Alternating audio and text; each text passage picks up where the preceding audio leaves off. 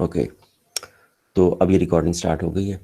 तो मैं बता रहा था कि पिछली दफ़ा हमने इलेक्ट्रॉन स्कैटरिंग एक्सपेरिमेंट डिस्कस किया था, और इलेक्ट्रॉन स्कैटरिंग एक्सपेरिमेंट के थ्रू हम न्यूक्लियस के अंदर जो चार्ज डेंसिटी है उसको मेजर कर सकते हैं, और चार्ज डेंसिटी का जो रेडियस है उससे फिर हम न्यूक्लियस के रेडियस को डिटरमिन कर सकते हैं।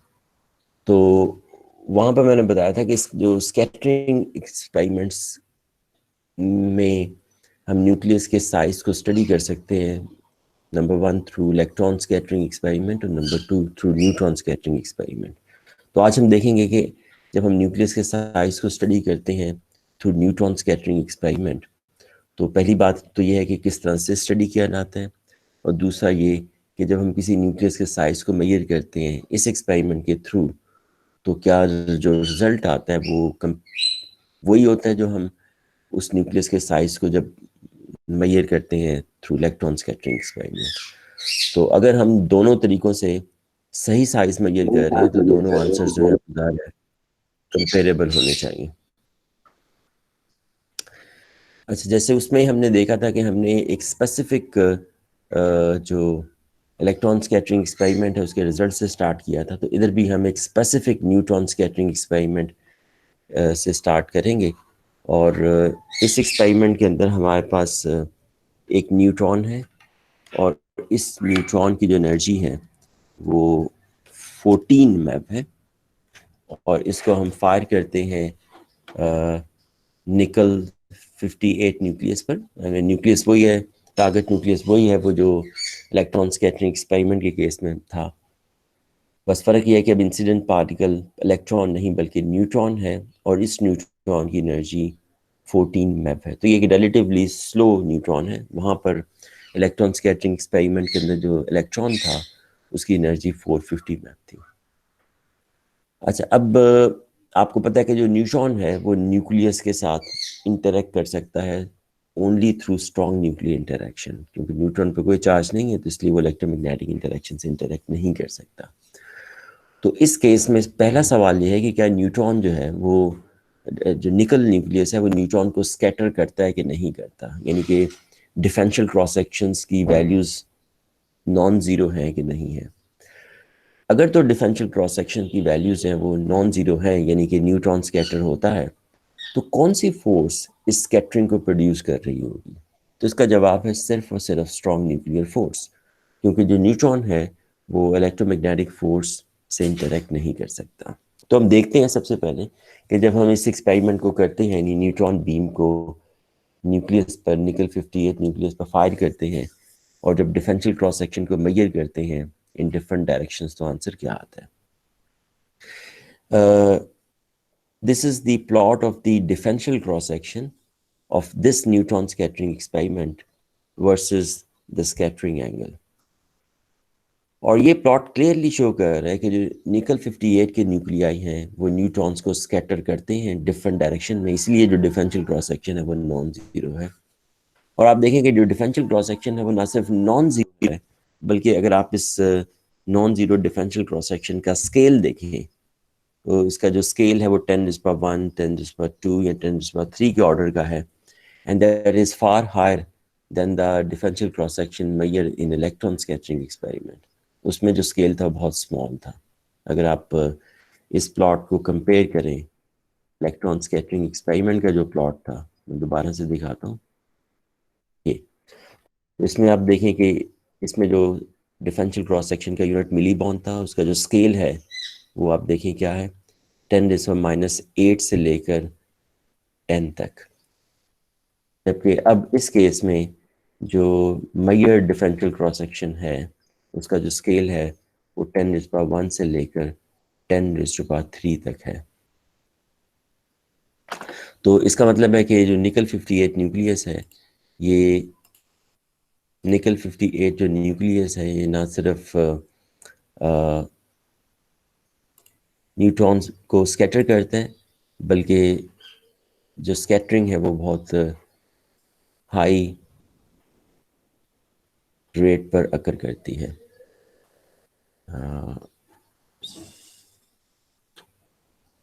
ओके।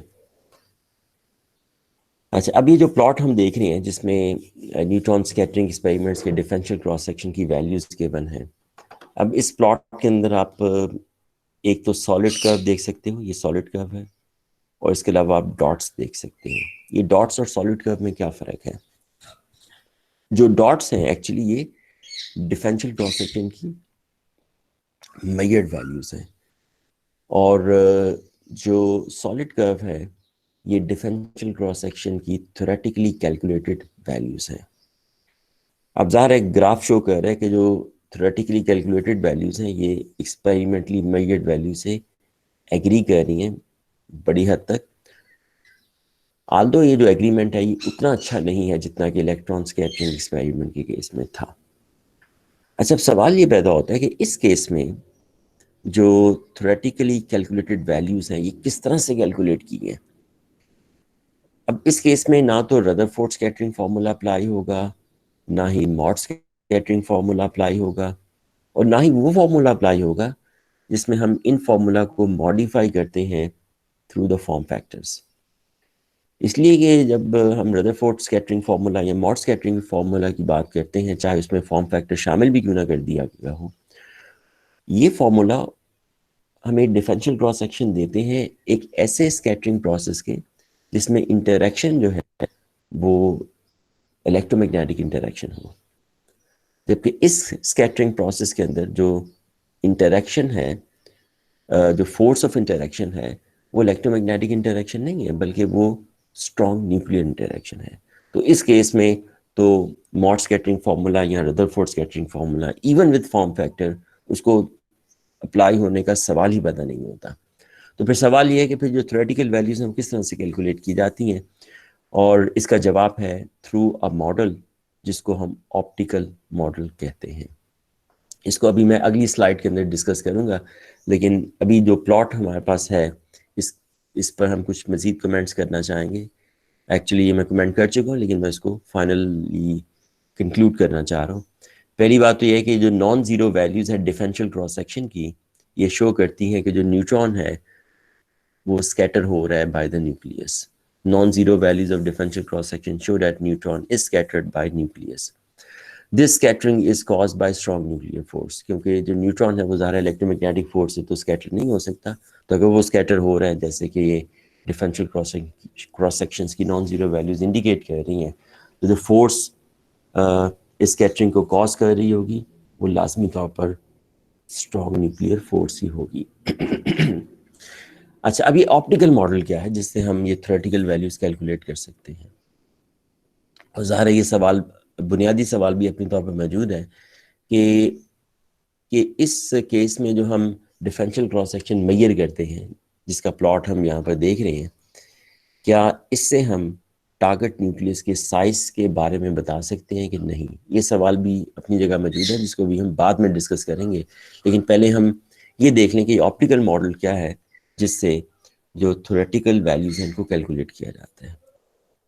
तो ऑप्टिकल मॉडल क्या है, मैं यहाँ से पढ़ता हूँ। In optical model the effect of interaction between incident and target nuclei is described by some effective potential। ये एक जनरल स्टेटमेंट है, और इसमें हम ये कह रहे हैं कि जो ऑप्टिकल मॉडल है इसमें हम इंसिडेंट पार्टिकल और टारगेट पार्टिकल के दरमियान जो इंटरेक्शन अकर करती है जिससे स्कैटरिंग पैदा होती है उसको हम डिस्क्राइब करते हैं बाय सम इफेक्टिव पोटेंशियल। अच्छा, अब ये कोई नई बात नहीं है। जो रदरफोर्ड स्कैटरिंग फार्मूला या मॉड स्कैटरिंग फार्मूला जो है उसके अंदर भी जो डिफरेंशियल क्रॉस सेक्शन है या जो स्कैटरिंग अगर करती है उसको हम एक पोटेंशियल के थ्रू ही डिस्क्राइब करते हैं। बस फर्क ये है कि उस केस में जो पोटेंशियल है वो कूलम पोटेंशियल होता है, लेकिन इस केस में हम जो बात कहना चाह रहे हैं वो ये है कि अगर इंसिडेंट और टारगेट पार्टिकल के दरमियान स्ट्रॉन्ग न्यूक्लियर फोर्स है और स्ट्रॉन्ग न्यूक्लियर फोर्स से स्कैटरिंग अगर कर रही है तो इस स्कैटरिंग को भी हम एक पोटेंशियल से डिस्क्राइब कर सकते हैं। अब वो पोटेंशियल ज़ाहिर है कूलम पोटेंशियल तो नहीं होगा, कोई और पोटेंशियल ही होगा, लेकिन यहाँ पर हम ये सिर्फ ये कह रहे हैं कि जो स्कैटरिंग है उसको डिस्क्राइब करने के लिए हम एक पोटेंशियल यूज करते हैं। तो ये पहला बेसिक एग्जाम्पशन है ऑप्टिकल मॉडल का कि स्कैटरिंग को डिस्क्राइब करने के लिए हम एक पोटेंशियल यूज करेंगे जिसको हम इफेक्टिव पोटेंशियल कह रहे हैं। अच्छा, अभी जो हम पोटेंशियल यूज करते हैं ऑप्टिकल मॉडल के अंदर इंसिडेंट और टारगेट पार्टिकल के दरमियान इंटरेक्शन को डिस्क्राइब करने के लिए, ये पोटेंशियल हम सपोज करते हैं कि स्फेरिकली सिमेट्रिक है। स्फेरिकली सिमेट्रिक है का मतलब ये है कि वो सिर्फ फंक्शन है आर का। देखिए, जो स्फेरिकल कोऑर्डिनेट्स हैं उसमें जनरली एक पोटेंशियल जो होगा वो आर, थीटा और फाई तीनों का फंक्शन होगा, लेकिन अगर वो सिर्फ आर का फंक्शन हो तो हम कहते हैं कि पोटेंशियल स्फेरिकली सिमेट्रिक है। ये एक सिंप्लीफाइंग अजम्पशन है कि to makes the thing simple हम सपोज कर लेते हैं कि पोटेंशियल सिर्फ आर का फंक्शन है। और दूसरा जो इंपॉर्टेंट बात है कि ऑप्टिकल मॉडल के अंदर हम सपोज करते हैं कि जो पोटेंशियल है जो कि सिर्फ आर का फंक्शन है वो एक कॉम्प्लेक्स फंक्शन है। No, this is something new. जो कूलम पोटेंशियल की अगर आप बात करें तो कूलम पोटेंशियल एक रियल फंक्शन है। उससे हमें पोटेंशियल एनर्जी की जो वैल्यूज मिलती हैं वो रियल वैल्यूज होती हैं, रियल नंबर्स मिलते हैं। लेकिन ऑप्टिकल मॉडल के अंदर जो पोटेंशियल है उसको हम कॉम्प्लेक्स लेते हैं। अच्छा, इस पोटेंशियल को कॉम्प्लेक्स क्यों लिया जाता है? इसका जवाब ये है कि देखिए कि अगर हम पोटेंशियल रियल लें तो उससे हम सिर्फ क्वांटम मैकेनिक्स के थ्रू हम सिर्फ इलास्टिक स्कैटरिंग को डिस्क्राइब कर सकते हैं। हम जो एब्जॉर्प्शन प्रोसेस है उसको डिस्क्राइब नहीं कर सकते। ये एब्जॉर्प्शन प्रोसेस क्या है इसको मैं पिछली स्लाइड से एक्सप्लेन करता हूँ। देखिए, जब हम न्यूट्रॉन को फायर करते हैं निकल 58 न्यूक्लियस पर तो दो तरह के प्रोसेस ही अकर करते हैं। एक तो प्रोसेस ये है कि कुछ न्यूट्रॉन्स जो हैं वो स्कैटर हो जाते हैं डिफरेंट डायरेक्शंस के अंदर, और जिनके रेट ऑफ स्कैटरिंग को हम मेजर करते हैं through this differential cross section. और दूसरा प्रोसेस ये अकर करता है कि जो निकल 58 न्यूक्लियस है ये कुछ न्यूट्रॉन्स को एब्जॉर्ब कर लेता है। इसको हम एब्जॉर्प्शन प्रोसेस कहते हैं। तो जो स्ट्रॉन्ग न्यूक्लियर फोर्स है वो ना सिर्फ स्कैटरिंग प्रोड्यूस करती है बल्कि एब्जॉर्प्शन भी प्रोड्यूस होती है। अब एब्जॉर्प्शन का जो प्रोसेस है इसको स्टडी करने के लिए हमें जो पोटेंशियल है उसको कॉम्प्लेक्स लेना पड़ता है। ठीक है, so we take the potential complex to incorporate the absorption process जो स्ट्रॉन्ग न्यूक्लियर फोर्स की वजह से अकर करता है। अच्छा, अब यहाँ पर आप सोच रहे होंगे कि ये पोटेंशियल को कॉम्प्लेक्स लेने से जो एब्जॉर्प्शन प्रोसेस है वो किस तरह से डिस्क्राइब हो जाता है। तो इसके लिए मैं आपको क्वांटम मैकेनिक्स का ही एक रिजल्ट रिकॉल करवाना चाहूँगा। आपने क्वांटम मैकेनिक्स का कोर्स पढ़ा होगा और उसमें आपने एक इक्वेशन ड्राइव की होगी, equation of continuity, Schrodinger equation को यूज करते हुए। अगर आप इक्वेशन ऑफ कंटिन्यूटी की डेरिवेशन के जो स्टेप्स हैं उनको रिकॉल करें तो आप देखेंगे इक्वेशन ऑफ कंटिन्यूटी को ड्राइव करने के लिए हम किसी ना किसी स्टेप पर ये सपोज करते हैं कि जो पोटेंशियल है जो श्रोडिंगर इक्वेशन के अंदर अपीयर हो रहा है वो रियल है। अच्छा, अब अगर मैं आपको मजीद रिकॉल करवाऊं तो अगर आपको थोड़े से स्टेप्स याद हो तो स्टेप्स कुछ इस किस्म के होते हैं कि हम श्रोडिंगर इक्वेशन से टाइम डिपेंडेंट श्रोडिंगर इक्वेशन से स्टार्ट करते हैं और इस इक्वेशन का दोनों तरफ कॉम्प्लेक्स कॉन्जुगेट लेते हैं। फिर कॉम्प्लेक्स कॉन्जुगेट लेने से पहले जो इक्वेशन है उसको साई स्टैटिक से मल्टीप्लाई करते हैं और कॉम्प्लेक्स कॉन्जुगेट लेने के बाद जो इक्वेशन है उसको साई से मल्टीप्लाई करके हम ऐड करते हैं और इस तरह से इक्वेशन ऑफ कंटिन्यूटी हमारे पास आती है। अच्छा, अब ये जब स्टेप था जिसमें हमने श्रोडिंगर इक्वेशन का कॉम्प्लेक्स कॉन्जुगेट लिया था, इसमें आप रिकॉल कीजिएगा कि हम सपोज करते हैं कि पोटेंशियल रियल है, यानी जो स्टैटिक है वो जब पोटेंशियल पर अप्लाई करते हैं तो वी स्टैटिक वी के इक्वल ले लेते हैं। अच्छा, अब इससे इक्वेशन ऑफ कंटिन्यूटी तो आ जाती है और इक्वेशन ऑफ कंटिन्यूटी इंप्लाइज करती है कि सिस्टम के अंदर जो प्रोबेबिलिटी है वो कंजर्व रहेगी। प्रोबेबिलिटी कंजर्व रहने का मतलब है कि पार्टिकल को क्रिएट या अब्जॉर्ब नहीं किया जा सकता। इसका मतलब है कि जो अब्जॉर्प्शन प्रोसेस है जिसमें इंसिडेंट पार्टिकल अब्जॉर्ब होता है उसको हम डिस्क्राइब नहीं कर सकते अगर पोटेंशियल रियल हो।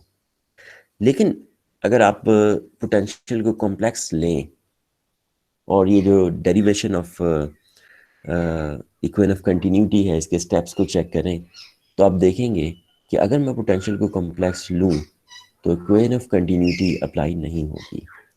इक्वेशन ऑफ कंटिन्यूटी अप्लाई ना होने का मतलब है कि अब प्रोबेबिलिटी कंजर्व नहीं होगी और पार्टिकल्स जो हैं वो उनको क्रिएट भी किया जा सकता है, एब्जॉर्ब भी किया जा सकता है, और इसीलिए एब्जॉर्प्शन प्रोसेस जो है उसको डिस्क्राइब करने के लिए हम जो पोटेंशियल है उसको कॉम्प्लेक्स लेते हैं। तो मैं फिर एक दफ़ा एक्सप्लेन कर दूं कि ऑप्टिकल मॉडल के अंदर इंसिडेंट और टारगेट पार्टिकल के दरमियान जो इंटरेक्शन है उसको डिस्क्राइब करने के लिए हम एक पोटेंशियल यूज़ करते हैं जिसको मैं इफेक्टिव पोटेंशियल कह रहा हूँ। और ये जो पोटेंशियल है ये सपोज किया जाता है कि वो स्फेरिकली सिमेट्रिक है, यानी कि सिर्फ आर का फंक्शन है, और हम मज़ीद इसको कॉम्प्लेक्स सपोज करते हैं जिसके थ्रू हम जो एब्जॉर्प्शन प्रोसेस है इंसिडेंट पार्टिकल जिसमें एब्जॉर्ब हो जाता है बाय द टारगेट न्यूक्लियस, जो एब्जॉर्प्शन प्रोसेस है इसको भी डिस्क्राइब कर सकते हैं। अच्छा, अब हम एक ऑप्टिकल मॉडल का पोटेंशियल देखते हैं। आमतौर पर जो ऑप्टिकल मॉडल के अंदर हम पोटेंशियल लेते हैं उसके अंदर ये टर्म्स मौजूद होती हैं, ठीक है। ये एक एग्जाम्पल पोटेंशियल है, हम इसको मॉडिफाई भी कर सकते हैं, लेकिन टिपिकली जो ऑप्टिकल मॉडल का पोटेंशियल होता है उसके अंदर ये 3 टर्म्स हैं वो मौजूद होती हैं, आई एम सॉरी 4 टर्म्स हैं। पहली टर्म है VCR, दूसरी है -VF1R, ये टाइपिंग मिस्टेक है, इसको मैं करेक्ट कर लेता हूँ। This is F1R।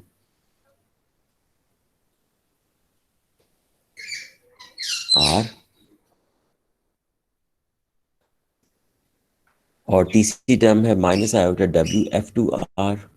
और फिर हमारे पास चौथी टर्म है जिसमें हमारे पास BLS है, फिर ये फैक्टर है, फिर ये फैक्टर है, फिर ये फैक्टर है। अच्छा, इन टर्म्स को हम डिटेल के अंदर देखेंगे तो हम सबसे पहले तो सिर्फ ये नोट करें कि इसमें 4 टर्म्स हैं, ठीक है।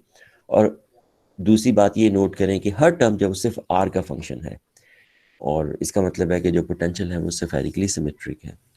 अच्छा, ये जो 4 टर्म्स हैं इनमें से जो पहली टर्म है, अब मैं एक्सप्लेन करूंगा वन बाय वन जो टर्म्स इस मॉडल के अंदर अपीयर हो रही है। इसमें जो पहली टर्म है VCR, ये कूलम पोटेंशियल की टर्म है और ये इक्वल है K Z capital Z E²/R।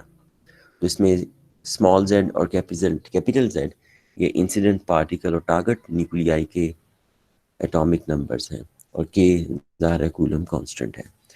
अच्छा, जो कूलम टर्म है ये इंसिडेंट और टारगेट पार्टिकल के दरमियान इलेक्ट्रोमैग्नेटिक इंटरेक्शन के इफेक्ट को डिस्क्राइब करती है।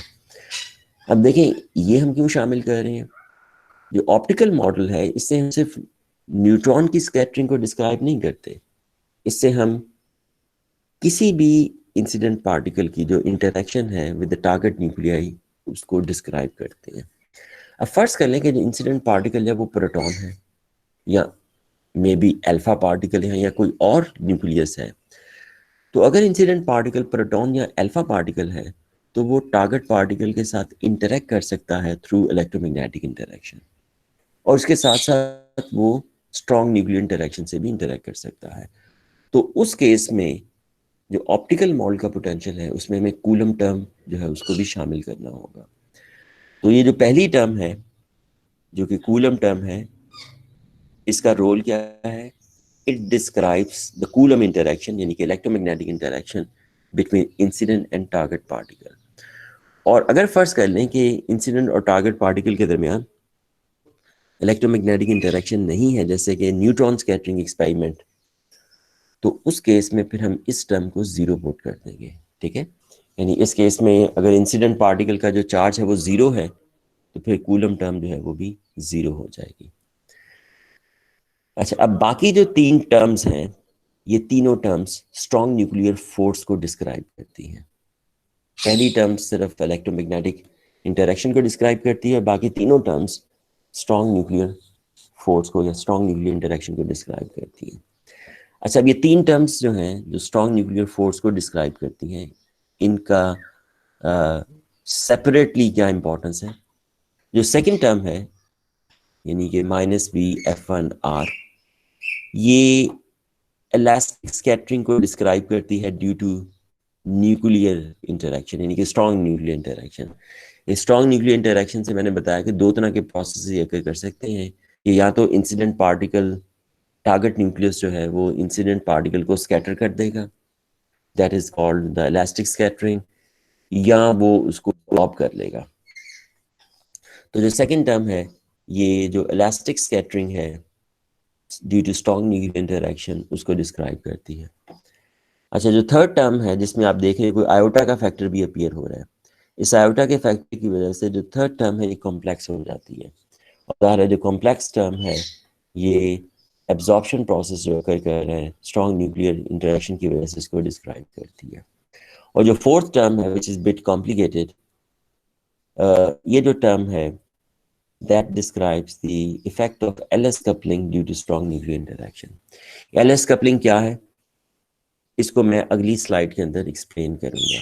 तो अभी सिर्फ समझ लें कि ये एक इफेक्ट है, और जो चौथी टर्म है ये LS कपलिंग का जो इफेक्ट है due to strong nuclear interaction उसको डिस्क्राइब करती है। तो अभी स्लाइड में मैं LS कपलिंग को डिस्क्राइब करूंगा। अच्छा, तो ये तो पहला पॉइंट हो गया कि ऑप्टिकल मॉडल का जो पोटेंशियल है उसमें जो चार टर्म्स हैं, उनमें से पहली टर्म जो है वो इलेक्ट्रोमैग्नेटिक इंटरेक्शन को डिस्क्राइब करती है, और बाकी तीन टर्म्स स्ट्रॉन्ग न्यूक्लियर फोर्स को डिस्क्राइब करती हैं।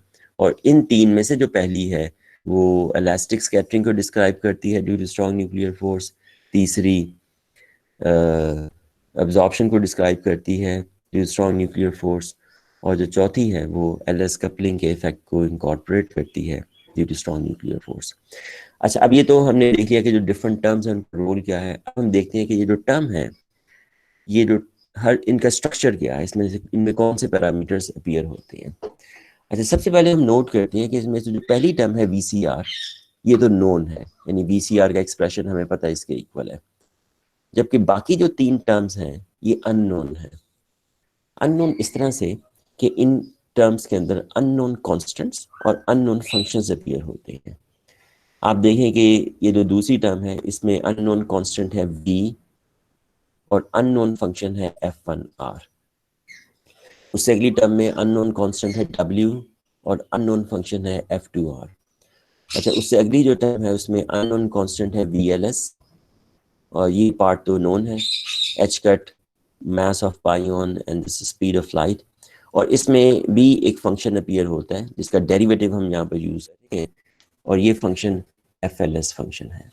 तो आप देखेंगे जो ये तीन टर्म्स हैं इसके अंदर तीन अननोन कांस्टेंट्स हैं, v, w, vls, और तीन अननोन फंक्शन हैं f1, f2 एंड fls।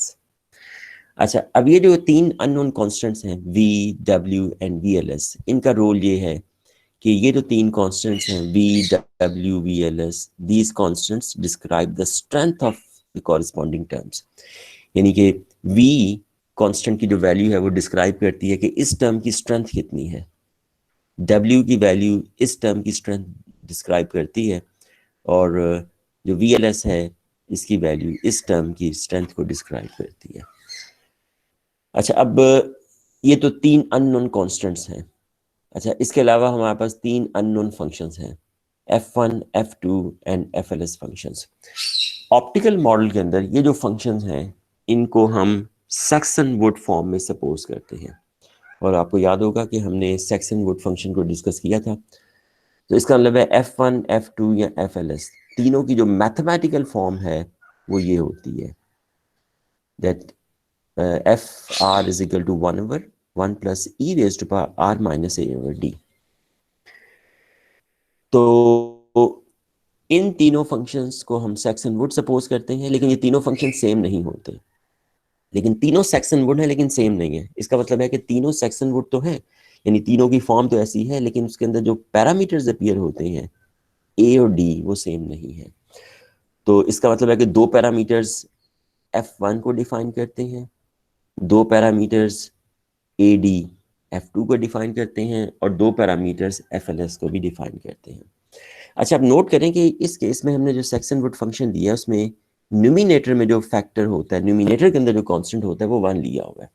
वो हमने इसलिए इंट्रोड्यूस नहीं किया क्योंकि आप देखें कि जो सेक्शन वुड फंक्शन है जैसे f1r इसके साथ v मल्टीप्लाई हो रहा है, तो v का रोल वही है जो न्यूमिनेटर के अंदर कांस्टेंट का रोल था। तो क्योंकि हम इस v को सेपरेट कर चुके हैं, इसलिए हम f1 के अंदर कोई नया कांस्टेंट है वो इंट्रोड्यूस नहीं करते।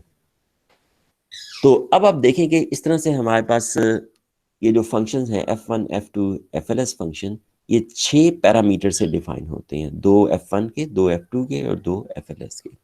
तो इस तरह से जो टोटल अननोन पैरामीटर्स अपीयर होते हैं इन 3 टर्म्स के अंदर जो स्ट्रॉन्ग न्यूक्लियर फोर्स को डिस्क्राइब करती हैं, वो 9 हैं।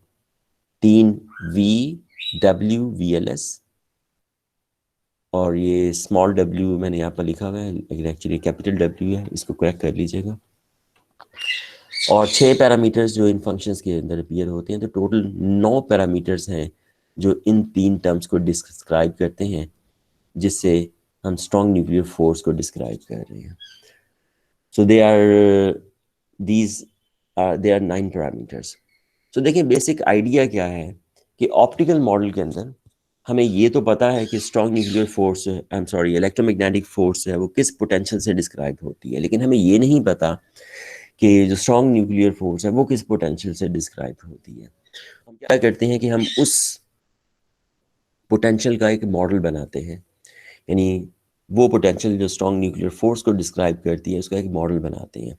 और जो मॉडल हम बना रहे हैं उसके अंदर हमारे पास 3 टर्म्स हैं जो कि डिफरेंट इफेक्ट्स को इनकॉर्पोरेट करती हैं, और इन 3 टर्म्स के अंदर हमारे पास 9 पैरामीटर्स हैं। अच्छा, अब ये जो पैरामीटर्स हैं इनको हम किस तरह से फिक्स करेंगे, 9 पैरामीटर्स को। लेकिन उससे पहले मैं एक और बात बता दूं कि जब हम पोटेंशियल को डिफाइन कर देते हैं तो क्वांटम मैकेनिक्स को यूज़ करते हुए हम जो डिफरेंशियल क्रॉस सेक्शन है उसको थ्योरेटिकली कैलकुलेट कर सकते हैं। अब वो किस तरह से कैलकुलेट किया जाता है, ये स्कैटरिंग थ्योरी का टॉपिक है क्वांटम मैकेनिक्स के अंदर, लेकिन आपको फिलहाल से भी पता होना चाहिए कि अगर हम पोटेंशियल डिफाइन कर दें, इंटरैक्टिंग पोटेंशियल इंसिडेंट और टारगेट पार्टिकल्स के दरमियान, तो क्वांटम मैकेनिक्स के लॉज को यूज़ करते हुए हम जो डिफरेंशियल क्रॉस सेक्शन है उसको कैलकुलेट कर सकते हैं। एग्जैक्टली इसी तरीके से मॉड स्कैटरिंग फार्मूला या रदरफोर्ड स्कैटरिंग फार्मूला ड्राइव करते हैं। बस फ़र्क यह है कि मॉड स्कैटरिंग फार्मूला या रदरफोर्ड स्कैटरिंग फार्मूला के केस में जो पोटेंशियल है वो कूलम पोटेंशियल के इक्वल होता है, लेकिन इस केस में जो पोटेंशियल है वो सिर्फ कूलम पोटेंशियल के इक्वल नहीं है, बल्कि उसके अंदर ये एडिशनल टर्म्स भी मौजूद हैं। तो what ever the additional terms, इस पोटेंशियल को यूज़ करते हुए हम जो डिफरेंशियल क्रॉस सेक्शन है उसको कैलकुलेट कर सकते हैं। तो अब आप समझ सकते हो कि जो पिछली स्लाइड के अंदर जब मैंने कहा था कि जो सॉलिड कर्व है वो क्या रिप्रेजेंट करती है, तो मैंने कहा था जो सॉलिड कर्व है that represents the theoretical values of differential cross section calculated through optical model। तो ये ऑप्टिकल मॉडल है जिसमें हम पोटेंशियल को ऐसा लेते हैं और इसके थ्रू हम जो डिफरेंशियल क्रॉस सेक्शन है इसको कैलकुलेट कर सकते हैं। सर मैं अच्छा, अब सवाल ये है कि जो सर ये जी मैथ सॉरी ऑफ पाई क्या रिपीट चीज करें। है? सर मैथ ऑफ पाई क्या चीज है? जी, पाइऑन एक पार्टिकल है, इसके बारे में हम मज़ीद डिस्कस करेंगे। पाइऑन एक पार्टिकल है, जैसे इलेक्ट्रॉन, प्रोटॉन, न्यूट्रॉन एक पार्टिकल हैं, तो पाइऑन भी एक पार्टिकल है। तो एम पाइऑन ये उस पार्टिकल का मास है। पाइऑन का जो मास होता है ये तकरीबन 135 मेफ का होता है, यानी इलेक्ट्रॉन से हावी होता है लेकिन प्रोटॉन से लेयर होता है। आपको याद होगा प्रोटॉन का मास 930 मेफ के करीब होता है, जबकि इलेक्ट्रॉन का मास 0.51 मेफ होता है। तो मैं बात कर रहा था कि जो पैरामीटर्स हैं ऑप्टिकल मॉडल के अंदर इनको किस तरह से फिक्स किया जाता है। इसका जवाब है बिल्कुल वैसे जैसे हम इलेक्ट्रॉन स्कैटरिंग एक्सपेरिमेंट के अंदर डेंसिटी का जो मॉडल है उसके पैरामीटर को फिक्स करते हैं। और कैसे करते हैं, आपको याद होगा कि हम पैरामीटर को इस तरह से फिक्स करते हैं कि जो थ्योरेटिकली कैलकुलेटेड वैल्यूज हैं क्रॉस सेक्शन की वो एक्सपेरिमेंट की मेजर्ड वैल्यू से एग्री करें इन बेस्ट पॉसिबल वे। तो इस केस में भी एग्जैक्टली यही किया जाता है कि हम इन 9 पैरामीटर्स को, जिससे ये न्यूक्लियर पोटेंशियल डिफाइन हो रहा है, इनको इस तरह से फिक्स करते हैं कि जो थ्योरेटिकली कैलकुलेटेड वैल्यूज़ हैं वो मेजर्ड वैल्यू से एग्री करें इन बेस्ट पॉसिबल वे। यानी इन पैरामीटर का हम बेस्ट फिट फाइंड करते हैं using the experimental data of cross section. तो अगर आप पिछला प्लॉट दोबारा से देखें तो इसमें आप देखें कि जो सॉलिड कर्व है that represents values of differential cross section calculated using the optical model. अब ऑप्टिकल मॉडल के अंदर तो पैरामीटर्स होते हैं, 9 पैरामीटर्स हैं उस ऑप्टिकल मॉडल के अंदर जो हमने अगली स्लाइड के अंदर स्टडी किया है। तो जो ऑप्टिकल मॉडल के अंदर जो 9 पैरामीटर्स हैं उनका हम बेस्ट फिट फाइंड करते हैं, यानी इनको इस तरह से फिक्स करते हैं कि जो थ्योरेटिकली कैलकुलेटेड वैल्यूज हैं एक्सपेरिमेंटली मेजर्ड वैल्यू से एग्री करें इन बेस्ट पॉसिबल वे। तो इस केस में हम देखते हैं कि जो बेस्ट फिट है वो हमें काफ़ी अच्छा मिलता है, लेकिन उतना अच्छा नहीं मिलता जितना कि इलेक्ट्रॉन स्कैटरिंग एक्सपेरिमेंट के केस में हमें मिलता है। तो अब हम आगे प्रोसीड करते हैं। तो ये तो हमने ऑप्टिकल मॉडल को डिस्कस कर लिया, लेकिन अब ऑप्टिकल मॉडल की जो डिस्कशन अभी हमारी कंटिन्यू करेगी। मैं कुछ और पॉइंट्स भी डिस्कस करना चाहता हूँ, लेकिन उन पॉइंट्स पर आने से पहले सबसे पहले तो मैं एक्सप्लेन कर दूँ कि जो तीसरी टर्म है जिसके बारे में मैंने फोर्थ टर्म जिसके बारे में मैंने कहा that it describes the effect of LS coupling due to strong nuclear interaction. ये एलएस कपलिंग क्या है तो इसको मैं अगली स्लाइड के अंदर मैं एक्सप्लेन करूंगा, उसके बाद फिर मैं ऑप्टिकल मॉडल पर मजीद बात करूंगा। एलएस कपलिंग क्या है? अच्छा, जो एलएस कपलिंग है ये ना सिर्फ स्ट्रॉन्ग न्यूक्लियर फोर्स की वजह से अकर करती है, बल्कि इलेक्ट्रोमैग्नेटिक फोर्स की वजह से भी एलएस कपलिंग अकर करती है। तो सबसे पहले हम देखते हैं कि जो इलेक्ट्रोमैग्नेटिक फोर्स की वजह से जो एलएस कपलिंग अकर करती है वो क्या होती है। ठीक है, this is something which we can understand, और इसी की जनरलाइजेशन से हम जो एलएस कपलिंग है वो इलेक्ट्रोमैग्नेटिक इंटरेक्शन के साथ साथ स्ट्रॉन्ग न्यूक्लियर इंटरेक्शन में भी डिस्क्राइब करते हैं। So let us consider an electron. This is the electron, जो ग्रीन कलर का जो बॉल है that is representing the electron, and this electron is revolving around a nucleus, और सेंटर के अंदर जो रेड बॉल है दैट रिप्रेजेंट्स अ न्यूक्लियस।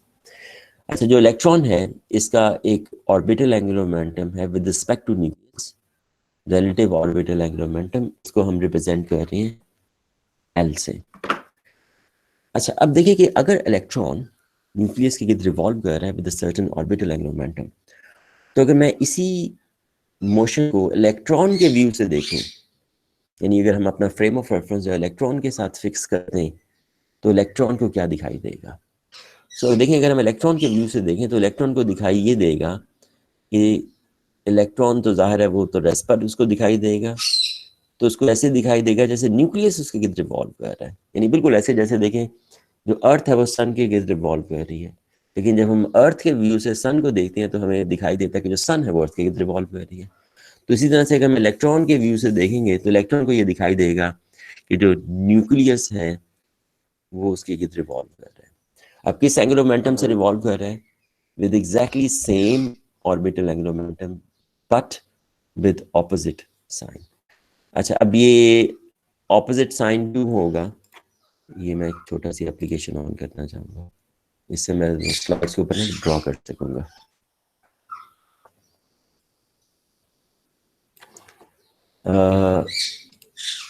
देखिए,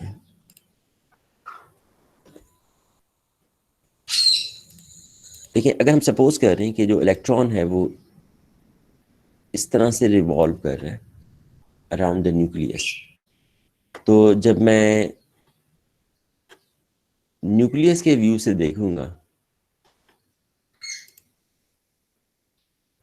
जी, जब हम न्यूक्लियस के व्यू से देखेंगे तो आई एम सॉरी इलेक्ट्रॉन के व्यू से देखेंगे तो न्यूक्लियस है वो इस तरह से रिवॉल्व कर रहा होगा। ठीक है, तो अगर इलेक्ट्रॉन का angular momentum orbital angular momentum L है विद रिस्पेक्ट टू न्यूक्लियस, तो न्यूक्लियस का orbital angular momentum minus L होगा। अच्छा, इसकी कुछ इम्प्लीकेशन है वो हम देखते हैं। आपने इलेक्ट्रोमैग्नेटिक थ्योरी में पढ़ा होगा कि अगर आपके पास एक लूप ऑफ करंट हो तो उसके सेंटर में मैग्नेटिक फील्ड एग्जिस्ट करता है। तो यहाँ पर भी ऐसा है, इलेक्ट्रॉन को ये दिखाई देगा कि न्यूक्लियस इसके गिर्द रिवॉल्व कर रहा है। अब न्यूक्लियस पर चार्ज है तो चार्ज पार्टिकल उसके गिर्द रिवॉल्व कर रहा है इस तरह से। चार्ज पार्टिकल जब रिवॉल्व करेगा तो उससे एक लूप ऑफ करंट पैदा होगी, और लूप ऑफ करंट के सेंटर में मैग्नेटिक फील्ड होता है। अच्छा, अब इस लूप से जो मैग्नेटिक फील्ड प्रोड्यूस होता है वो प्रोपोर्शनल होता है इस ऑर्बिटल एंगुलर मोमेंटम के। आपको पता है कि जो मैग्नेटिक फील्ड प्रोड्यूस होता है वो प्रोपोर्शन होता है करंट के, और जो करंट है वो प्रोपोर्शन होता है ऑर्बिटल एंगुलर मोमेंटम के। जितना ज़्यादा वो तेज़ी से रिवॉल्व करेगा उतना ही ज़्यादा करंट प्रोड्यूस होगा और उतना ही ज़्यादा मैग्नेटिक फील्ड प्रोड्यूस होगा सेंटर पर। तो इलेक्ट्रॉन जो है that find itself in a magnetic field which is proportional to its orbital angular momentum. ठीक है, यानी वो अपने ही ऑर्बिटल एंगुलर मोमेंटम के प्रोपोर्शनल एक मैग्नेटिक फील्ड एक्सपीरियंस करता है।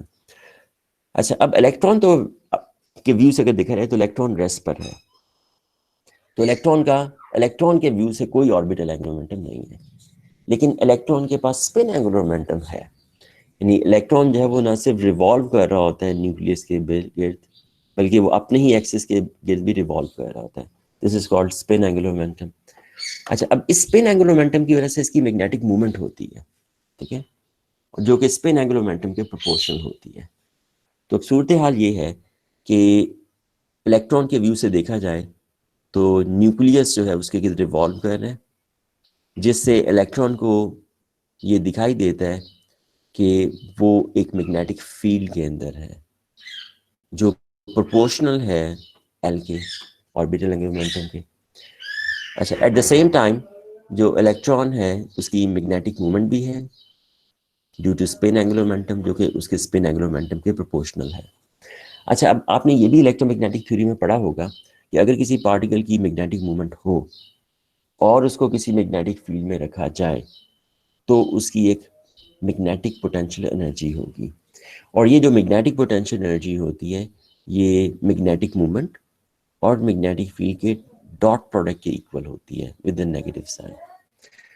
ये जनरल फॉर्मूला है। अच्छा, अब आप देखें कि जो म्यू है वो प्रोपोर्शनल है एस के और बी Sir, प्रोपोर्शनल है एल how के। can we explain जी the सॉरी, magnetic movement को कैसे एक्सप्लेन कर सकते मैग्नेटिक हैं? देखिए मैग्नेटिक मैग्नेटिक मूवमेंट। मूवमेंट आपने इलेक्ट्रोमैग्नेटिक थ्योरी में से इसको, जी मैग्नेटिक मूवमेंट आप इलेक्ट्रोमैग्नेटिक थ्योरी में आपने पढ़ी होगी, वहाँ से एक दफ़ा सा रिवाइज कर लीजिएगा। तो वहाँ पर आपने ये पढ़ा होगा कि, चले मैं इसको सेपरेटली एक्सप्लेन कर देता हूँ, सॉरी या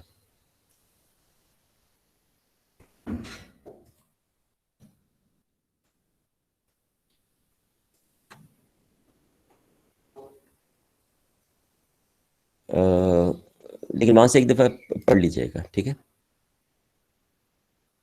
ओके सर। मैं यहाँ पे एक्सप्लेन कर देता हूँ। इलेक्ट्रोमैग्नेटिक थ्योरी में आपने पढ़ा होगा कि अगर आपके पास कोई लूप ऑफ करंट हो, ठीक है, जैसे एक लूप ऑफ करंट है और इस लूप ऑफ करंट का अगर करंट डिफाइन हो, ठीक है, यानी इस लूप में से कितना करंट पास कर रहा है, फर्स्ट कर लें करंट आई है, और इसका एरिया डिफाइन हो, इंक्लोज एरिया, तो इसकी मैग्नेटिक मूवमेंट डिफाइन होगी। ठीक है, मैग्नेटिक मूवमेंट का फॉर्मूला जो आपने पढ़ा होगा अपना इलेक्ट्रोमैग्नेटिक थ्योरी में, वो है ये जो मैग्नेटिक मूवमेंट है म्यू, वो इक्वल होती है the product of current and area. ठीक है। अच्छा, अब ये मैग्नेटिक मूवमेंट की डेफिनेशन है कि अगर आपके पास कोई लूप ऑफ करंट है तो उसकी मैग्नेटिक मूवमेंट होगी। अच्छा, अब फर्स्ट कर लें कि हमारे पास लूप ऑफ करंट जो है वो है, और वो लूप ऑफ करंट कैसे आ रही है। हमारे पास जो लूप ऑफ करंट है वो आ रही है एक चार्ज पार्टिकल के रोटेट करने से।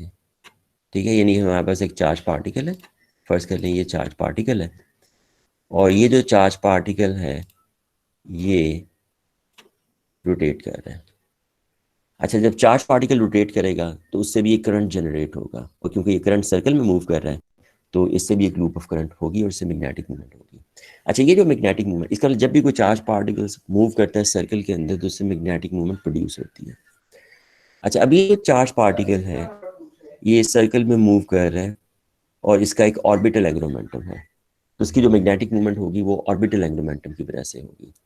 अच्छा, ऑन दी अदर हैंड अगर फर्ज करें हमारे पास एक चार्ज पार्टिकल है और ये चार्ज पार्टिकल जो है इसके अंदर ऑर्बिटल एंगुलर मोमेंटम नहीं है, बल्कि ये जो चार्ज पार्टिकल है इसके अंदर स्पिन एंगुलर मोमेंटम है, यानी ये अपने ही एक्सिस के अबाउट रोटेट कर रहा है। ठीक है, लाइक दिस। लेकिन इस पार्टिकल के ऊपर चार्जेस हैं वो डिस्ट्रीब्यूटेड हैं। तो देखें जब ये चार्ज पार्टिकल रोटेट करेगा अपने ही एक्सिस के अबाउट, तो इसके ऊपर जो चार्जेस हैं वो सर्कल के अंदर रोटेट करेंगे, ठीक है, लाइक दिस, और इससे मैग्नेटिक मूवमेंट पैदा होगी। इसका मतलब है कि जब कोई चार्ज पार्टिकल जिसका एक फाइनाइट साइज है उसकी स्पिन एंगुलर मोमेंटम होता है तो उससे भी मैग्नेटिक मूवमेंट प्रोड्यूस होती है।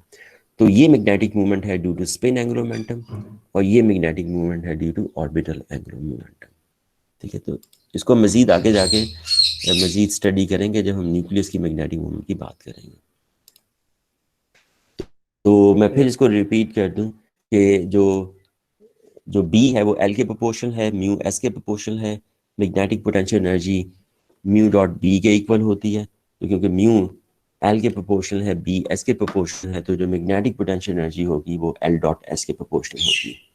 अच्छा, इसका मतलब ये है कि ये जो इफेक्ट है, इस इफेक्ट से इस सिस्टम के पास एक एडिशनल एनर्जी होगी। एक तो ज़ाहिर कूलम पोटेंशियल एनर्जी है इनके पास क्योंकि दोनों चार्ज पार्टिकल हैं, इलेक्ट्रॉन और न्यूक्लियस, लेकिन इसके साथ साथ एक एडिशनल पोटेंशियल एनर्जी होगी और ये जो पोटेंशियल एनर्जी होगी ये L डॉट S के प्रोपोर्शनल होगी। This is called LS coupling, ठीक है। यानी अब इस सिस्टम की जो टोटल पोटेंशियल एनर्जी है उसमें कूलम पोटेंशियल एनर्जी भी शामिल होगी जो कि KZ/E² के इक्वल है, लेकिन एडिशनली ये पोटेंशियल एनर्जी भी शामिल होगी जो L डॉट S के प्रोपोर्शनल है। अच्छा, अब ये जो LS कपलिंग है ये ना सिर्फ इलेक्ट्रोमैग्नेटिक इंटरेक्शन के अंदर अकर करती है बल्कि स्ट्रॉन्ग न्यूक्लियर इंटरेक्शन के अंदर भी अकर कर, या स्ट्रॉन्ग न्यूक्लियर इंटरेक्शन की वजह से भी अकर कर सकती है। तो इसलिए अगर हम सपोज करते हैं कि LS कपलिंग जो है वो स्ट्रॉन्ग न्यूक्लियर फोर्स से भी अकर कर सकती है, तो स्ट्रॉन्ग न्यूक्लियर फोर्स का जो पोटेंशियल है उसमें हमें फिर एक ऐसी टर्म भी शामिल करना पड़ेगी जो L डॉट S के प्रोपोर्शनल। सो ये जो इफेक्ट यहाँ पे मैं लिख रहा हूँ, the same effect also occur due to strong nuclear interaction that is incorporated by the fourth term in the optical model. तो ये जो हमारे पास फोर्थ टर्म थी ऑप्टिकल मॉडल के अंदर, ये LS कपलिंग को इनकॉर्पोरेट करती है। ये मैं फिर एम्फसाइज कर दूं कि जो फोर्थ टर्म है ये LS कपलिंग को इनकॉर्पोरेट करती है due to strong nuclear force. अच्छा, आप यहाँ पर सवाल कर सकते हैं कि इस पोटेंशियल के अंदर हमने जो LS कपलिंग है इलेक्ट्रोमैग्नेटिक इंटरेक्शन की वजह से उसको क्यों नहीं शामिल किया हुआ। उसका जवाब ये है कि LS कपलिंग का जो इफेक्ट होता है वो बहुत वीक होता है। तो इलेक्ट्रोमैग्नेटिक फोर्स क्योंकि रिलेटिवली वीक है as compare to strong nuclear force, तो इलेक्ट्रोमैग्नेटिक फोर्स से जो LS कपलिंग प्रोड्यूस होगी वो और ज़्यादा वीक होगी, तो इसलिए हमने उस इफेक्ट को इग्नोर किया हुआ है। लेकिन जो LS कपलिंग है स्ट्रॉन्ग न्यूक्लियर फोर्स की वजह से वो रिलेटिवली स्ट्रॉन्ग होगी क्योंकि जो स्ट्रॉन्ग इंटरेक्शन है वो इटसेल्फ स्ट्रॉन्गर है। तो इसलिए जो LS कपलिंग है वो इलेक्ट्रोमैग्नेटिक इंटरेक्शन की वजह से उसको हमने इस मॉडल के अंदर इग्नोर किया हुआ है। किसी एडवांस मॉडल के अंदर हम उसको इनकॉर्पोरेट भी कर सकते हैं। तो ये तो एक पॉइंट हो गया, ठीक है। अब हम ऑप्टिकल मॉडल पर मजीद बात करेंगे। ये कोई क्वेश्चन करना चाह रहे हैं? ठीक। अच्छा, अब मैं ऑप्टिकल मॉडल पर एक और बात करना चाहूँगा, उसके बाद फिर हम दोबारा न्यूटन स्कैटरिंग एक्सपेरिमेंट की तरफ आएंगे। मैं ये पेन टूल्स को ख़त्म कर दूँ।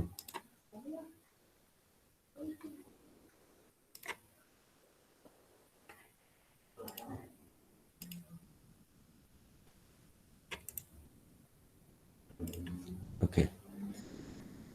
अच्छा, तो अब हम देखना चाहेंगे कि जो ऑप्टिकल मॉडल है वो स्ट्रॉन्ग न्यूक्लियर फोर्स को कैसे डिस्क्राइब करता है। आपको याद होगा हमने स्ट्रॉन्ग न्यूक्लियर फोर्स को भी पढ़ा था।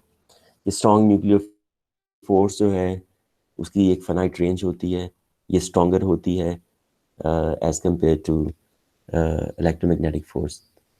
तो जो ऑप्टिकल मॉडल है क्या वो इन इफेक्ट्स को डिस्क्राइब करता है या नहीं, इसको हम डिस्कस करते हैं।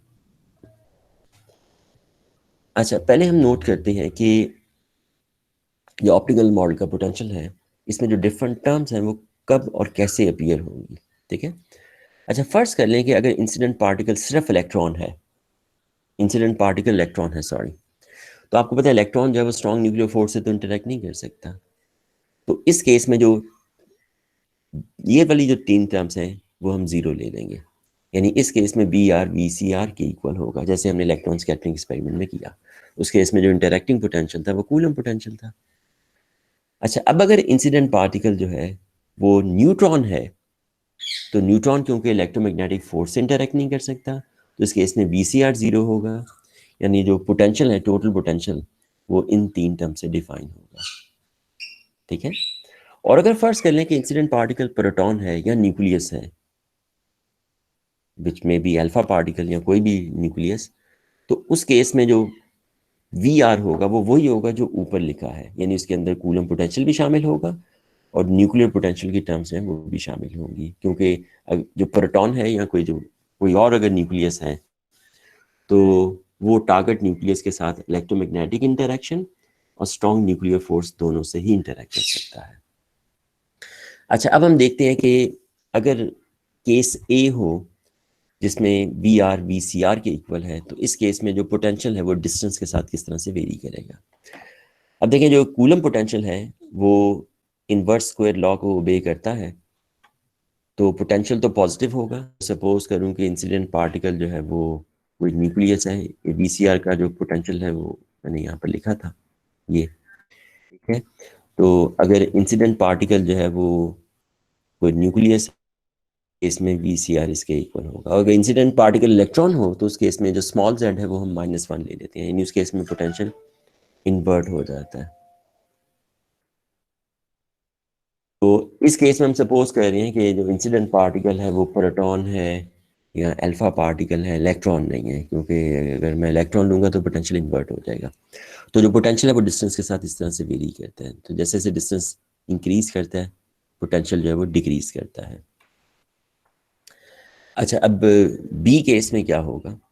अच्छा, अब ये बी केस में जिसमें पोटेंशियल इसके इक्वल है, अच्छा अब इसमें हमारे पास 3 टर्म्स हैं। एक ये वाली टर्म है जो इलास्टिक स्कैटरिंग को डिस्क्राइब करती है, एक ये टर्म है जो एब्जॉर्प्शन को डिस्क्राइब करती है, और फिर एक हमारे पास ये टर्म है जो एलएस कपलिंग को डिस्क्राइब करती है। ओके जी, जो एलएस कपलिंग को डिस्क्राइब करती है। अच्छा, लेकिन क्योंकि इस वक्त हम सिर्फ फोर्स में इंटरेस्टेड हैं, तो जो फोर्स होती है वो रियल पोटेंशियल से निकलती है, कॉम्प्लेक्स पोटेंशियल से फोर्स नहीं निकलती।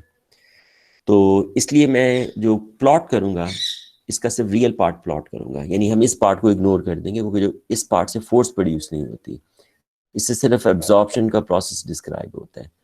जो फोर्स सिर्फ रियल पार्ट से प्रोड्यूस होती है। अच्छा, अब रियल पार्ट में हमारे पास ये टर्म है और ये टर्म है। अच्छा, अब टू फर्स्ट अप्रॉक्सीमेशन हम ये जो टर्म है इसको भी इग्नोर कर देते हैं, क्योंकि जो एलएस कपलिंग का जो इफेक्ट होता है वो रिलेटिवली वीक होता है। तो इसका मतलब है कि मैं सिर्फ इस टर्म को प्लॉट कर रहा हूँ। अब इस टर्म का प्लॉट कैसा होगा। अच्छा, अभी थोड़ी देर पहले मैंने बताया था कि जो f1 फंक्शन है, ये टाइपिंग मिस्टेक है यहाँ पर, ये f1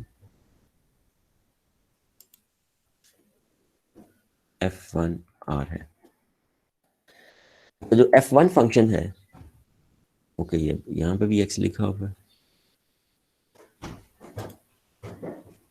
f1, चलिए इसको बाद में भी ठीक कर लेंगे। तो f1 फंक्शन है, ये सेक्सन वुड फंक्शन है, और आपको पता है कि सेक्सन वुड फंक्शन का प्लॉट कैसा होता है। लेकिन अब इस केस में जो सेक्सन वुड फंक्शन है उसको मल्टीप्लाई किया हुआ -b से, तो इसका मतलब अब जो सेक्सन वुड फंक्शन है उसका ग्राफ तो वैसे ही होगा जैसे पहले हमने पढ़ा था, लेकिन अब वो इन्वर्ट हो जाएगा। तो इसका मतलब जब मैं वी आर का प्लॉट करूंगा, वी आर मैं सिर्फ इससे ले रहा हूँ, यानी कि -vf1 r को जो प्लॉट करूंगा तो उसका जो प्लॉट है वो ऐसा होगा, यानी वो सेक्सन वुड फंक्शन होगा लेकिन उसको हमने इन्वर्ट कर दिया है। इसकी जो डेप्थ -v के इक्वल होगी, और जिस जगह पर ये रैपिडली चेंज होता है, ठीक है, इस जगह पर रैपिडली चेंज होता है, तो इस जगह पर r की वैल्यू जो है वो पैरामीटर a से डिफाइन होगी जो f1 फंक्शन का है, और ये कितना रैपिडली चेंज हो रहा है, यानी इस पोटेंशियल की सरफेस थिकनेस कितनी है, ये पैरामीटर d से डिफाइन होगी। तो जो पैरामीटर a और d f1 फंक्शन के हैं, ये डिफाइन करेंगे कि इस पोटेंशियल का हाफ पॉइंट रेडियस क्या है, यानी किस जगह पर ये पोटेंशियल हाफ रह जाता है या रैपिडली चेंज होता है, और इसका d डिफाइन करेगा ये इस पोटेंशियल की जो सरफेस थिकनेस है वो कितनी है, यानी वो डिस्टेंस कितना है जिस डिस्टेंस के अंदर ये रैपिडली चेंज हो रहा है। ये वही टर्म्स हैं जो हमने डेंसिटी के लिए यूज़ की थी, ये डेंसिटी का हाफ पॉइंट रेडियस क्या है और डेंसिटी की सरफेस थिकनेस क्या है, लेकिन अब यही टर्म्स हम पोटेंशियल के लिए भी यूज़ कर रहे हैं, क्योंकि ये टर्म बेसिकली सेक्सन-वुड फंक्शन से रिलेटेड है। तो यहाँ पर भी हम सेक्सन-वुड फंक्शन यूज़ कर रहे हैं, तो इसलिए वही टर्म हम यूज़ कर सकते हैं। तो अगर बी केस है तो इस केस में पोटेंशियल डिस्टेंस के साथ इस तरह से वेरी करेगा। हमने कॉम्प्लेक्स पार्ट इग्नोर कर दिया है क्योंकि हमसे फोर्स में इंटरेस्टेड है, और जो एलएस कपलिंग है उसको इग्नोर किया है टू फर्स्ट अप्रॉक्सीमेशन, क्योंकि इसका इफेक्ट रिलेटिवली वीक होता है। अच्छा, तीसरा केस, अगर इंसिडेंट पार्टिकल प्रोटॉन है या कोई न्यूक्लियस है, तो उस केस में हमारे पास कूलम पोटेंशियल की टर्म भी शामिल होगी और ये टर्म भी शामिल होगी, यानी सारी टर्म शामिल होंगी। लेकिन अगेन कॉम्प्लेक्स टर्म को हम इग्नोर करते हैं because we are not interested, we are interested in force, और फोर्स के लिए हमें सिर्फ रियल पोटेंशियल चाहिए, और एलएस कपलिंग क्योंकि रिलेटिवली वीक है तो उसको भी इग्नोर कर देते हैं। यानी इस केस में हम सिर्फ जो पहली दो टर्म्स हैं इनको प्लॉट करते हैं। तो इस केस में ये प्लॉट ऐसा होगा। अब ये प्लॉट क्या, देखिए कि अगर सिर्फ VCR हो तो प्लॉट ऐसा होता है, सिर्फ माइनस VF1R हो तो प्लॉट ऐसा होता है। तो जब ये दोनों टर्म्स होंगी तो अब प्लॉट इन दोनों की कॉम्बिनेशन डिफाइन होगा। अब देखें कि वो कॉम्बिनेशन हमें जो रिजल्टेंट प्लॉट देगी वो इस किस्म का होगा।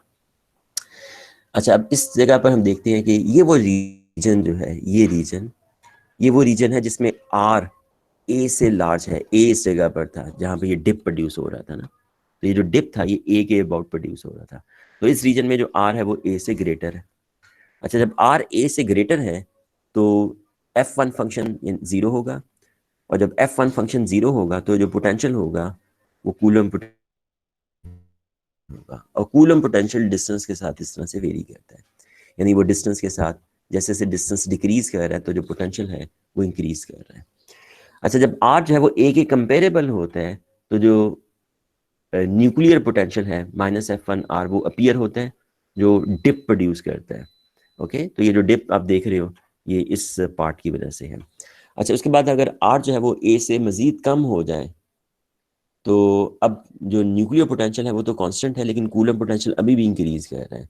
तो ये जो आप इंक्रीज कर रहे हो एट स्मॉल r, ये कूलम पोटेंशियल की वजह से है, which is always increasing when r is decreasing. तो जो रिजल्टेंट पोटेंशियल है वो ऐसा है। इसमें जो डिप हमारे पास यहाँ पर आ रहा है ये r इक्वल a के अबाउट है।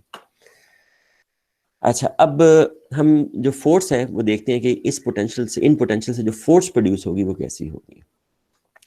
अच्छा, आपको पता है जो फोर्स होती है वो इक्वल होती है, पोटेंशियल से इसको कैलकुलेट किया जाता है, फोर्स इक्वल होती है नेगेटिव ग्रेडियंट ऑफ पोटेंशियल। ठीक है, तो अगर पोटेंशियल स्फेरिकली सिमेट्रिक हो तो फिर जो फोर्स है उसको हम पोटेंशियल के डेरिवेटिव से निकाल सकते हैं, यानी उस केस में फोर्स इक्वल होती है minus curly v by curly r, अगर पोटेंशियल स्फेरिकली सिमेट्रिक हो। अच्छा, अब अगर फोर्स जो है वो नेगेटिव हो तो फोर्स जो है वो अट्रैक्टिव होती है, यानी उसकी डायरेक्शन टुवर्ड्स ओरिजिन होती है, दैट मीन अट्रैक्टिव होती है। अगर फोर्स पॉजिटिव हो तो वो रिपल्सिव होती है। ठीक है, तो ये तो जनरल रूल है कि व्हाट एवर द पोटेंशियल, अगर वो पोटेंशियल स्फेरिकली सिमेट्रिक है तो फोर्स इस फॉर्मूले से निकलेगी, और अगर फोर्स की वैल्यू नेगेटिव आती है तो वो फोर्स अट्रैक्टिव होगी, और अगर पॉजिटिव आती है तो फोर्स की वैल्यू रिपल्सिव होगी। अच्छा, अब हम देखते हैं कि अगर फर्ज कर लें कि जो पोटेंशियल है वो आर का इंक्रीजिंग फंक्शन है।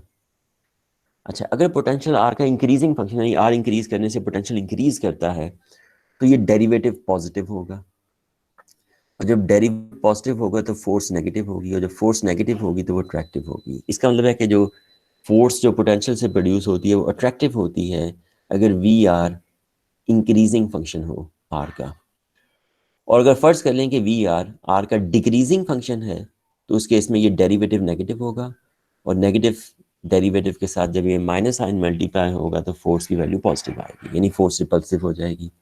इसका मतलब फोर्स रिपल्सिव होती है अगर पोटेंशियल आर का इंक्रीजिंग फंक्शन हो। आई एम सॉरी, ये मैंने उल्टा लिख दिया, अगर वो आर का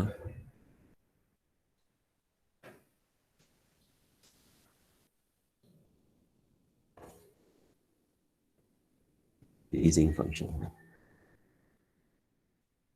ठीक है, तो मैं फिर कंक्लूड करता हूँ कि फोर्स को पोटेंशियल से निकालने का फॉर्मूला हमारे पास ये है। ये फॉर्मूला उस वक्त अप्लाई होगा जब पोटेंशियल स्फेरिकली सिमेट्रिक है, और ये फॉर्मूला शो करता है कि फोर्स है वो अट्रैक्टिव होगी अगर पोटेंशियल आर का इंक्रीजिंग फंक्शन है, और फोर्स रिपल्सिव होगी अगर पोटेंशियल आर का डिक्रीजिंग फंक्शन है। अच्छा, ये तो हमने सिर्फ अभी बताया कि फोर्स अट्रैक्टिव होगी या रिपल्सिव होगी, यानी इसकी डायरेक्शन क्या होगी। What about the magnitude of the force? Force की जो मैग्नीट्यूड है वो ऑब्वियसली इस डेरिवेटिव की मैग्नीट्यूड पर डिपेंड करती है, यानी फोर्स की मैग्नीट्यूड इस चीज पर डिपेंड करती है कि पोटेंशियल आर के साथ कितनी तेजी से चेंज हो रहा है। अगर पोटेंशियल आर के साथ रैपिडली चेंज हो रहा है तो ये डेरिवेटिव जो इसकी वैल्यू लार्ज होगी और फोर्स की मैग्नीट्यूड भी लार्ज होगी। अच्छा, इन रूल्स को सामने रखते हुए अब हम देखते हैं कि इस केस में फोर्स किस तरह से वेरी करती है। एक तो हम नोट करते हैं कि इस केस में पोटेंशियल आर का डिक्रीजिंग फंक्शन है, और अगर पोटेंशियल आर का डिक्रीजिंग फंक्शन हो तो फोर्स रिपल्सिव होगी। तो दैट मेक सेंस। अगर इंसिडेंट पार्टिकल भी एक न्यूक्लियस है, टारगेट पार्टिकल भी एक न्यूक्लियस है, तो दोनों एक दूसरे को रिपेल करेंगे इलेक्ट्रोमैग्नेटिक फोर्स से। अच्छा, अब दूसरा आप नोट करें कि इस केस में जो डेरिवेटिव है, ठीक है, वो डिक्रीज कर रहा है, तो फोर्स की जो मैग्नीट्यूड है वो भी डिक्रीज करेगी। दैट्स द रीजन कि वो फोर्स है वो इनवर्स स्क्वायर लॉ को सेटिस्फाई करती है। आप इस केस में, क्योंकि VCR तो नोन है ना, तो आप इवन फोर्स की मैग्नीट्यूड कैलकुलेट भी कर सकते हो, तो वो इनवर्स स्क्वायर लॉ को सेटिस्फाई करेगी। अच्छा, अब हम देखते हैं कि इस केस में, एंड दैट्स इंटरेस्टिंग केस, क्योंकि इस केस में स्ट्रॉन्ग न्यूक्लियर पोटेंशियल है, तो इस केस में जो फोर्स है वो किस तरह से डिस्टेंस के साथ वेरी करती है, यानी स्ट्रॉन्ग डिस्टेंस के साथ किस तरह से वेरी करती है।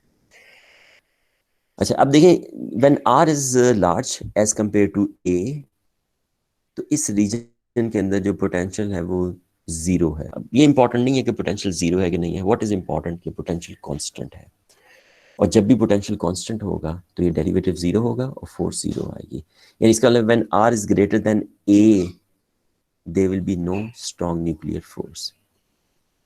अच्छा, जब आर ए के कंपेरेबल होगा तो जो पोटेंशियल है वो चेंज होगा, और किस तरह से चेंज होगा, अगर आप इस रीजन के अंदर फोकस करें तो इस रीजन के अंदर जो पोटेंशियल है वो इंक्रीज कर रहा है, ये नेगेटिव से पॉजिटिव हो रहा है तो इंक्रीज कर रहा है, ना सिर्फ इंक्रीज कर रहा है बल्कि मैं कहूँगा कि रैपिडली इंक्रीज कर रहा है।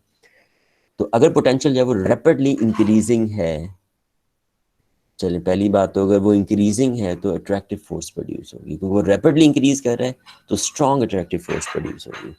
इसका मतलब when r is greater than a, यानी हम इस रीजन के अंदर हैं, there will be no strong nuclear force. जब आर ए के कंपेरेबल होगा और ए F1 फंक्शन का पैरामीटर था, तो एक स्ट्रॉन्ग अट्रैक्टिव फोर्स प्रोड्यूस होगी। अच्छा, जब हम आर को डिक्रीज कर देंगे तो वो जो अट्रैक्टिव फोर्स है वो खत्म हो जाएगी। अच्छा, इससे हमें पता चलता है कि जब एक न्यूक्लियस दूसरे न्यूक्लियस के जब करीब आता है, इसको मैं पिछली स्लाइड से एक्सप्लेन कर देता हूँ। जब ये न्यूक्लियस, न्यूट्रॉन इस न्यूक्लियस के करीब आता है, तो जब वो लार्ज डिस्टेंस पर होता है तो there will be no strong nuclear force. जब डिस्टेंस रिलेटिवली स्मॉल होगा तो स्ट्रॉन्ग अट्रैक्टिव फोर्स अपीयर होगी, जिसके बाद उसकी स्ट्रेंथ वीक हो जाएगी अगर हम डिस्टेंस को मजीद स्मॉल करें। कम से कम हमारा ये मॉडल जो है वो यही शो कर रहा है, ऑप्टिकल मॉडल। अच्छा, इससे हमें पता चलता है कि जो F1 फंक्शन है उसका जो पैरामीटर A है, ये स्ट्रॉन्ग न्यूक्लियर फोर्स की रेंज को डिस्क्राइब करता है, क्योंकि हमने देखा ना कि स्ट्रॉन्ग न्यूक्लियर फोर्स कब अपीयर होती थी, जब R A के कंपेरेबल होता है। अच्छा, अब इस फंक्शन का जो पैरामीटर D है वो क्या डिस्क्राइब करता है? देखिए, F1 फंक्शन का जो पैरामीटर D है वो डिस्क्राइब करता है कि इस रीजन के अंदर जो पोटेंशियल है वो कितना रैपिडली चेंज हो रहा है। अगर D पैरामीटर स्मॉल है तो पोटेंशियल की सरफेस थिकनेस स्मॉल होगी और पोटेंशियल बहुत ज़्यादा रैपिडली चेंज होगा, और जितना ज़्यादा रैपिडली चेंज होगा तो स्ट्रॉन्ग न्यूक्लियर फोर्स जो पैदा हो रही है उतनी ज़्यादा स्ट्रॉन्ग होगी। इसका मतलब है कि जो पैरामीटर A है F1 फंक्शन का, वो स्ट्रॉन्ग न्यूक्लियर फोर्स की रेंज को डिफाइन करता है, और F1 फंक्शन का जो पैरामीटर D है वो डिफाइन करता है कि जब स्ट्रॉन्ग न्यूक्लियर फोर्स अपीयर होगी तो उसकी मैग्नीट्यूड क्या होगी।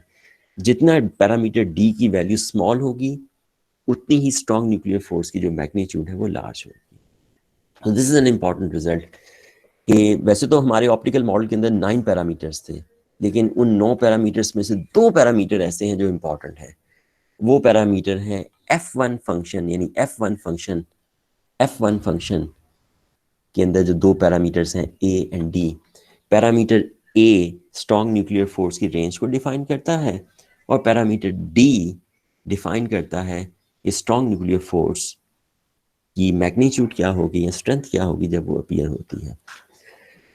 अच्छा, इस केस में जो फोर्स है वो डिस्टेंस के साथ किस तरह से वेरी करेगी? इस केस में ज़ाहिर है initially when R is large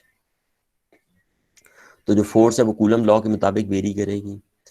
जब R A के कंपेरेबल होगा तो आप देखेंगे हमारे पास एक डिप आता है। सो जो पोटेंशियल है वो रैपिडली चेंज होगा। और कैसे चेंज होगा? यहाँ तो वो डिक्रीजिंग फंक्शन था, यानी इस रीजन में फोर्स रिपल्सिव होगी, लेकिन इस रीजन के अंदर जो फोर्स है वो अट्रैक्टिव है क्योंकि पोटेंशियल R का इंक्रीजिंग फंक्शन है। तो इस तरह से पहले न्यूक्लियाई एक दूसरे को रिपेल करेंगे, जब R A के कंपेरेबल होगा तो वो एक दूसरे को अट्रैक्ट करेंगे और ये अट्रैक्शन स्ट्रॉन्ग न्यूक्लियर फोर्स की वजह से हो रही है। रिपल्शन भी मौजूद है लेकिन स्ट्रॉन्ग न्यूक्लियर फोर्स क्योंकि स्ट्रॉन्गर है तो उसका इफेक्ट डोमिनेट करता है, तो जो नेट फोर्स है वो अट्रैक्टिव होती है। और अगर हम उनके दरमियान डिस्टेंस को डिक्रीज करेंगे तो स्ट्रॉन्ग न्यूक्लियर जो रिजल्ट जो नेट फोर्स है उनके दरमियान, यहाँ पर मैं नेट फोर्स इसलिए कह रहा हूँ क्योंकि यहाँ पर इलेक्ट्रिक फोर्स भी मौजूद है, कूलम फोर्स भी मौजूद है और न्यूक्लियर फोर्स भी मौजूद है। तो फिर जो नेट फोर्स है वो आप देखेंगे इस रीजन के अंदर जो पोटेंशियल है वो R का डिक्रीजिंग फंक्शन है, यानी कि जो नेट फोर्स है वो अब रिपल्सिव हो जाएगी, यानी कि इवेंचुअली जो कूलम फोर्स है वो डोमिनेट करना शुरू कर देगी स्ट्रॉन्ग न्यूक्लियर फोर्स पर।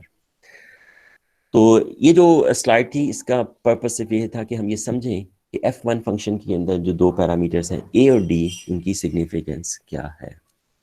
अच्छा, अब आज मैं यहाँ ही कंक्लूड कर रहा हूँ। अभी ये हमारा आर्टिकल कंप्लीट नहीं हुआ। हमने सिर्फ आज न्यूट्रॉन स्कैटरिंग एक्सपेरिमेंट की बात की, एक स्पेसिफिक न्यूट्रॉन स्कैटरिंग एक्सपेरिमेंट की बात की और उसके बाद हमने ऑप्टिकल मॉडल को डिस्कस किया। ठीक है, तो ये चीज़ें आप एक दफ़ा मैं स्लाइड शेयर कर लूँगा अभी थोड़ी देर तक, तो आप यहाँ से पढ़िएगा। अगली दफ़ा फिर हम कल आई थिंक परसों हमारी क्लास होगी, परसों फिर हम इस लेक्चर को कंप्लीट करेंगे। ठीक है, और वो जो एक्सरसाइज मैंने दी हुई है एनालिसिस वाली उसको भी हम डिस्कस करेंगे। ठीक है, तो कोई क्वेश्चन है तो आप मुझसे पूछ लें, वरना फिर मैं मीटिंग को क्लोज कर रहा हूँ। सर जी सर जो हमने लास्ट वाला ग्राफ डिस्कस किया है, जी बोले।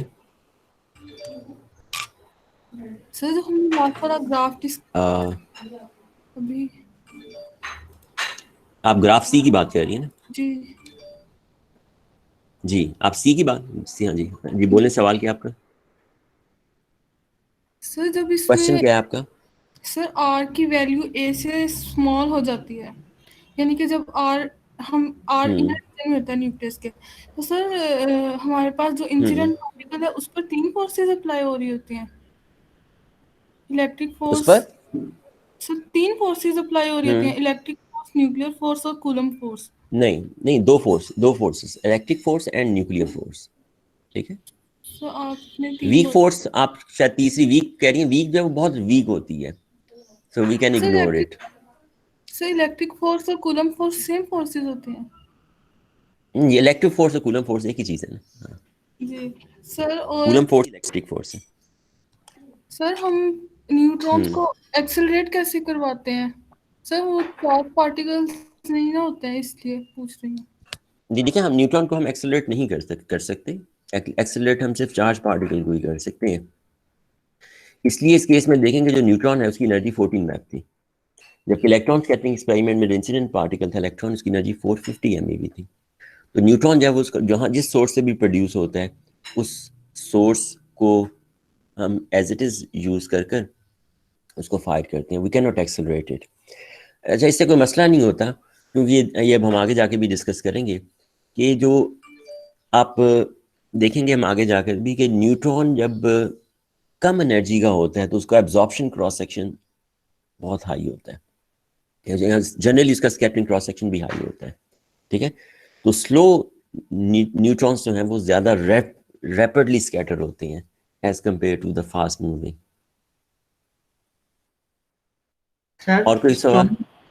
सर स्ट्रॉन्ग न्यूक्लियर फोर्स और वीक न्यूक्लियर फोर्स के बारे में बता दो दोबारा से। देखिए जो स्ट्रॉन्ग न्यूक्लियर फोर्स है ये तो हमने यहाँ पे डिस्कस की है ना, ठीक है। ये that's responsible for the stability of nucleus, ये मैंने पहले लेक्चर में डिस्कस किया था जब मैंने इंट्रोड्यूस किया था। Week nuclear force beta decay produce करती है। अब वीक न्यूक्लियर फोर्स से, वीक न्यूक्लियर इंटरेक्शन से कोई फोर्स प्रोड्यूस होती है कि नहीं होती, ठीक है। इसके बारे में मैं कुछ नहीं कह सकता, लेकिन अगर वो होती भी है तो बहुत वीक होती है, और इतनी वीक होती है कि ऑप्टिकल मॉडल के अंदर हम इसको इनकॉर्पोरेट नहीं करते। ऑप्टिकल मॉडल के अंदर हम सिर्फ स्ट्रॉन्ग न्यूक्लियर फोर्स और इलेक्ट्रोमैग्नेटिक फोर्सेस को इनकॉर्पोरेट करते हैं। In principle week nuclear force को भी इसमें शामिल किया जा सकता है, लेकिन क्योंकि वो बहुत ही ज़्यादा वीक है तो इसलिए हम उसको ऑप्टिकल मॉडल के अंदर शामिल नहीं करते।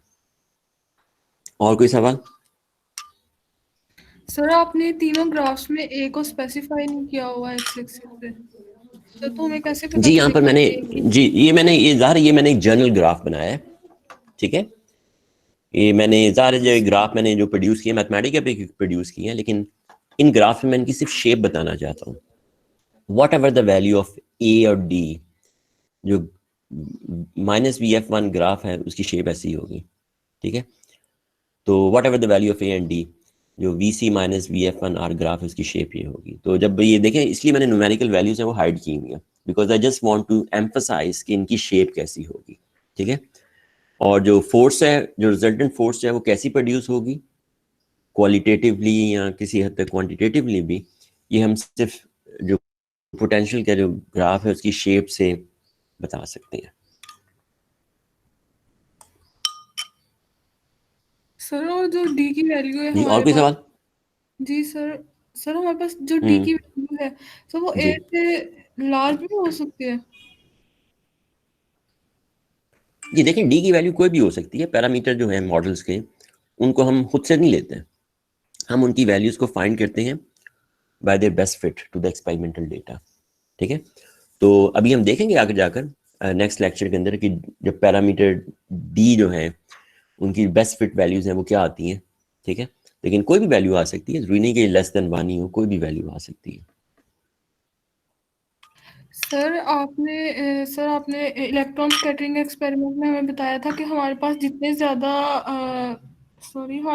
ज़्यादा पैरामीटर्स होंगे हमारा यानी कि डेटा उतनी अच्छी तरह फिट होगा। सर वहाँ पे हमारे पास कम पैरामीटर्स थे, लेकिन हमारा जो ग्राफ है वो हमारा फिट बहुत अच्छा था, लेकिन यहाँ पे पैरामीटर्स भी ज़्यादा है लेकिन हमारी कर्व उस तरह फिट नहीं हुई जैसे इलेक्ट्रॉन स्कैटरिंग एक्सपेरिमेंट में हुई थी।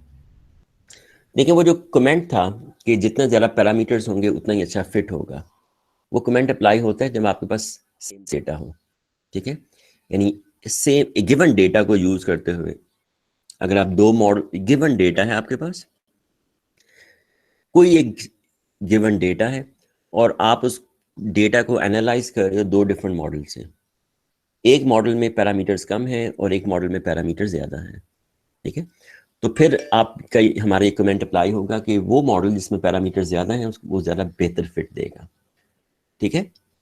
लेकिन अब यहाँ पर हम जो आपका जो क्वेश्चन है उसमें आप कंपैरिजन कर रहे हो दो डिफरेंट डेटा का। वहाँ पर डेटा था इलेक्ट्रॉन स्कैटरिंग एक्सपेरिमेंट का और यहाँ पर डेटा है न्यूट्रॉन स्कैटरिंग एक्सपेरिमेंट का, ठीक है। तो हम इनका आपस में कंपैरिजन नहीं कर सकते because the data is different. हाँ, ये जो ऑप्टिकल मॉडल है इसमें हमारे पास 9 पैरामीटर हैं। अगर फर्स्ट करें मैं एक और ऑप्टिकल मॉडल इंट्रोड्यूस करता हूँ जिसके अंदर से 20 पैरामीटर्स हैं और न्यूट्रॉन स्कैटरिंग एक्सपेरिमेंट के डेटा को मैं एनालाइज करता हूँ तो उसका फिट इससे बेहतर होगा।